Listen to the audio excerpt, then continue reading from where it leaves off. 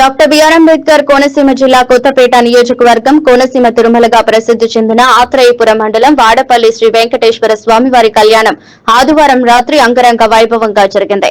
వార్షిక కళ్యాణోత్సవాల్లో భాగంగా రెండో రోజు ఆదివారం రాత్రి శ్రీదేవి భూదేవి సమేత శ్రీ వెంకటేశ్వర స్వామివారి కళ్యాణాన్ని ఆలయ అర్చకులు వేద పండితులు వేలాది మంది భక్తుల సమక్షంలో కన్నుల పండుగగా నిర్వహించారు.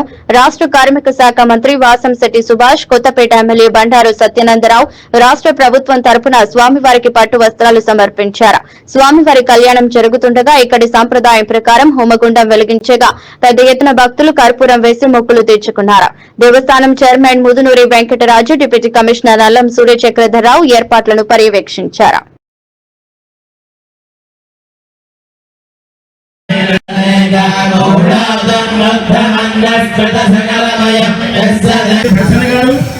అలాగే మాన్యశ్రీ బండారు శ్రీనివాసరావు గారు, వారి కుటుంబ సభ్యులు, జనసేన ఇన్ఛార్జ్ కొత్తపేట వారు రాష్ట్ర ప్రభుత్వం తరఫున స్వామివారికి కళ్యాణ వస్త్రాలు సమర్పణ చేయడానికి ఆహ్వానం చేస్తూ ఉన్నాం.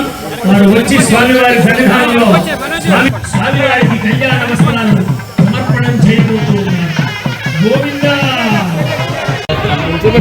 చిన్నగా మొదలై ఆ దేవాలయంలో చదవంగా ఈశాన్యం మూలగా ఉన్న కళ్యాణ మండపంలో ఈ కళ్యాణ మహోత్సవం జరిగేది. కొన్ని సంవత్సరాల